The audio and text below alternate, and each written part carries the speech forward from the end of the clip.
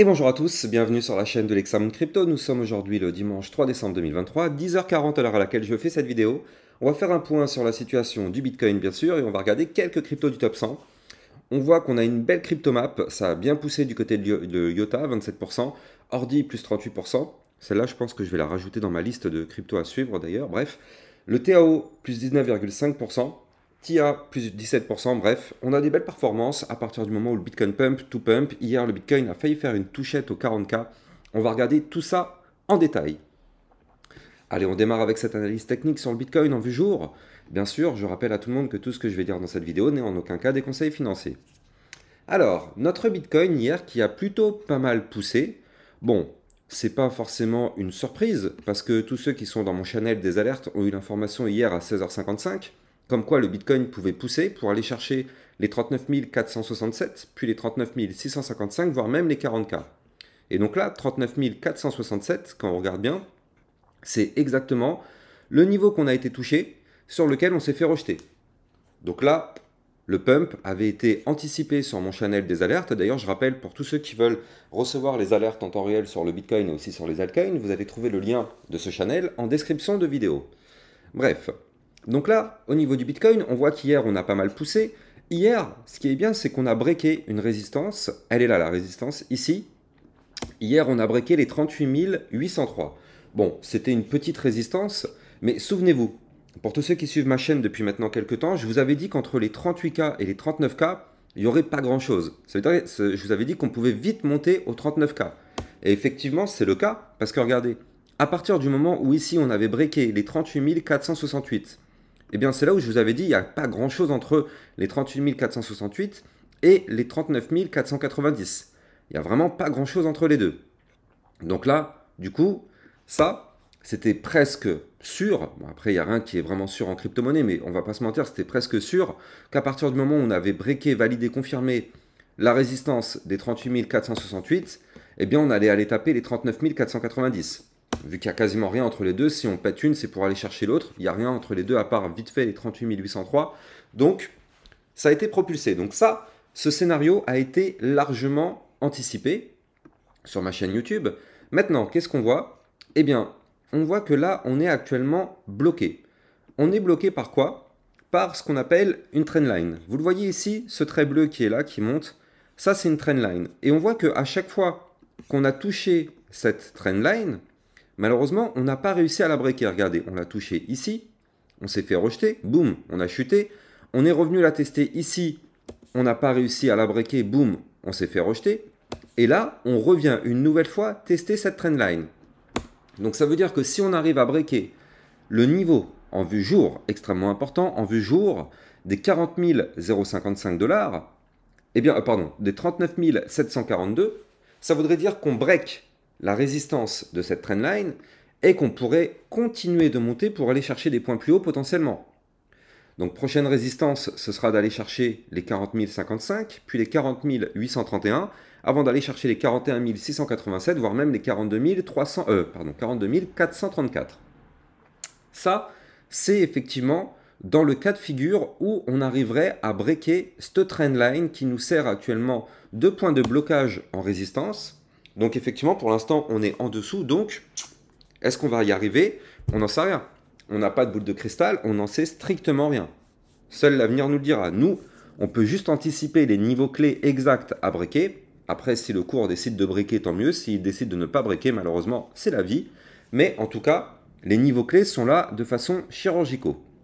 Maintenant, là, on voit que pour l'instant, avant même de parler de cette trendline qui nous bloque ici, eh bien, dans tous les cas, nous sommes bloqués par la résistance des 39 490. Donc déjà, tant qu'on ne break pas ce trait que je vous dessine actuellement à l'écran, ça ne sert à rien d'espérer quoi que ce soit.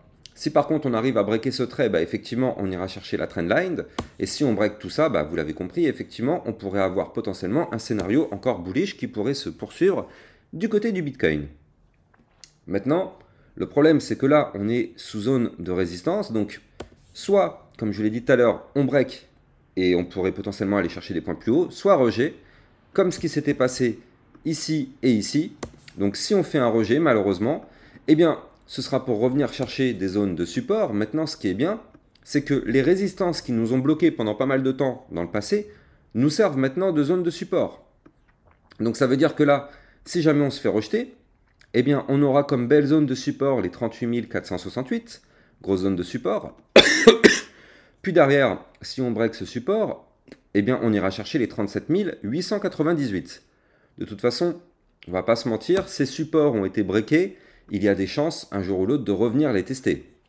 C'est comme ça que ça fonctionne. Quand on break un niveau clé, certes, il peut se passer un certain temps, mais au bout d'un moment, on revient tester ce niveau clé. Donc soyons patients, soyons prudents, mais en tout cas, là, si jamais on se fait rejeter, ce sera les niveaux sur lesquels on reviendra pullback. Maintenant, ce qui est intéressant, c'est surtout cette analyse en vue heure. Hier, souvenez-vous, pour tous ceux qui ont vu ma vidéo hier matin, je vous avais expliqué que le Bitcoin était rentré dans un range. Vous le voyez ici, donc là je suis passé en vue heure.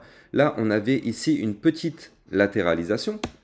Et donc, suite à cette latéralisation, je vous avais expliqué, tant qu'on est dans ce bloc, eh bien, on est bloqué. Maintenant, si jamais on arrive à breaker ce bloc d'un côté ou de l'autre, on aura notre mouvement. Vous l'avez vu, on a breaké effectivement ce range par le haut. Signal d'achat, ça a pump. Je rappelle encore une nouvelle fois, tout ça avait été largement anticipé sur mon channel des alertes. Hier à 16h55, l'alerte avait été donnée sur le Bitcoin pour le pump. Regardez, il y avait encore l'image.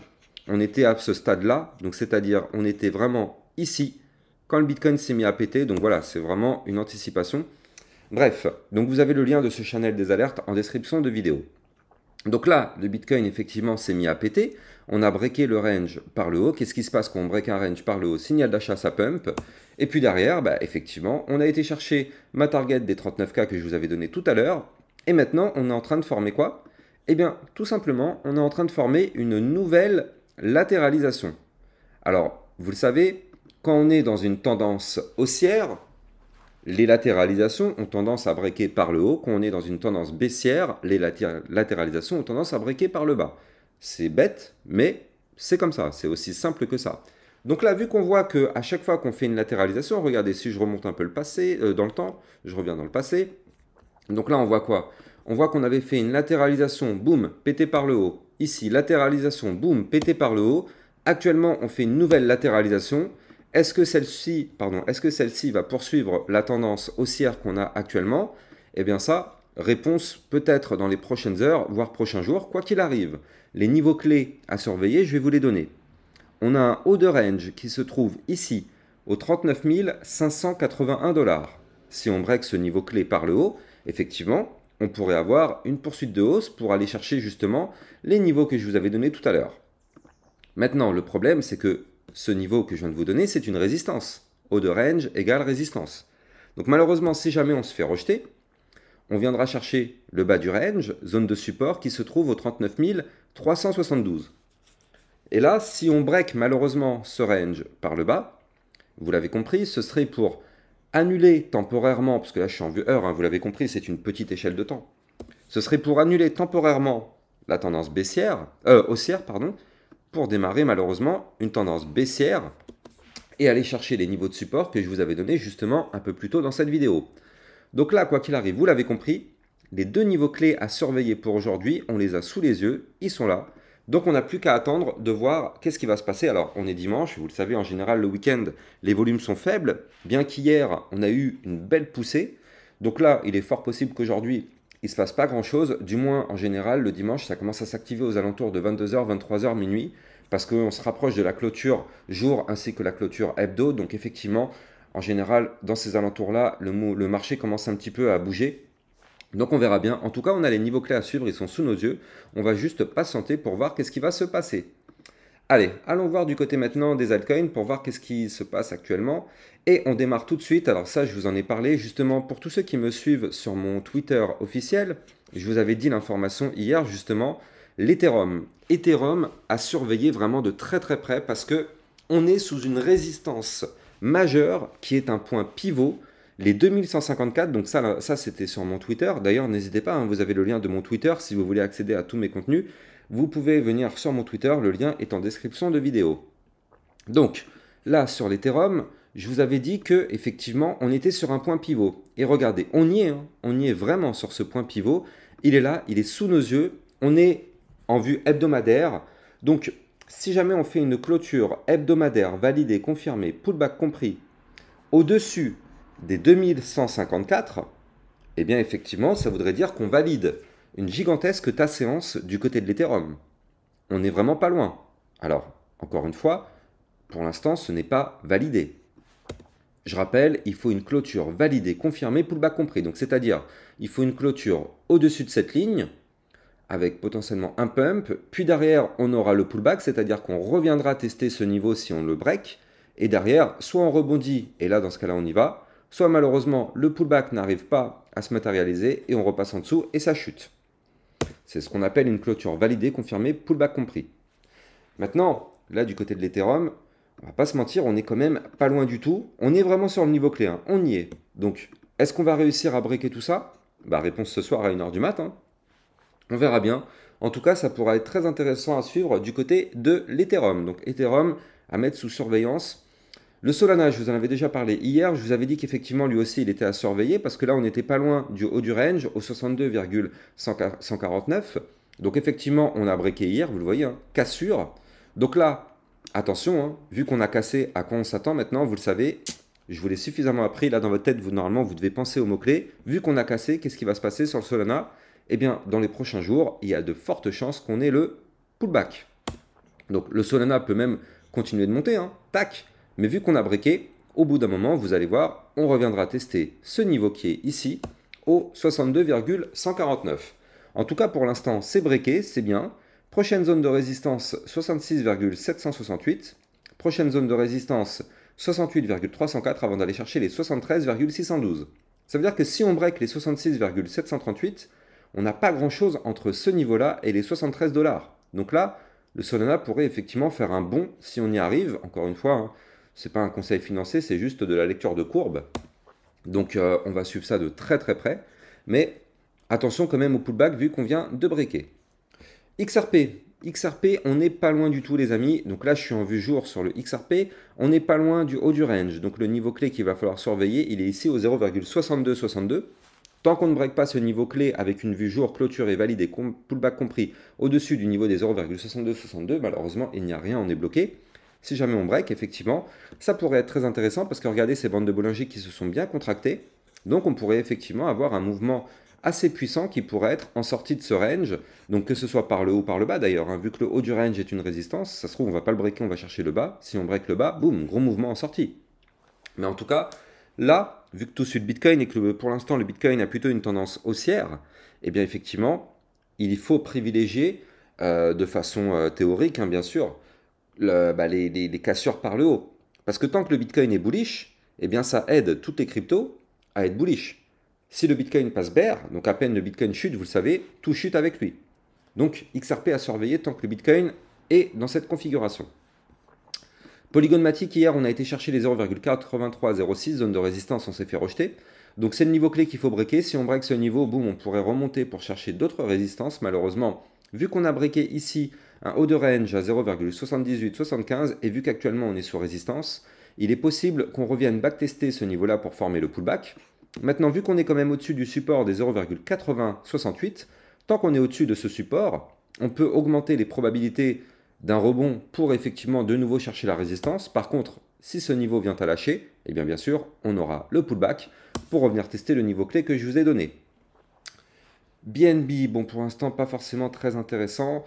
Le Shiba, et ben voilà, regardez, je vous l'avais dessiné hier, ça fait plusieurs jours que je vous en parle du Shiba. Regardez ce qui se passe. Donc là, ce que j'arrête pas de vous apprendre depuis maintenant des jours et des jours avec le pullback, on a un exemple parfait.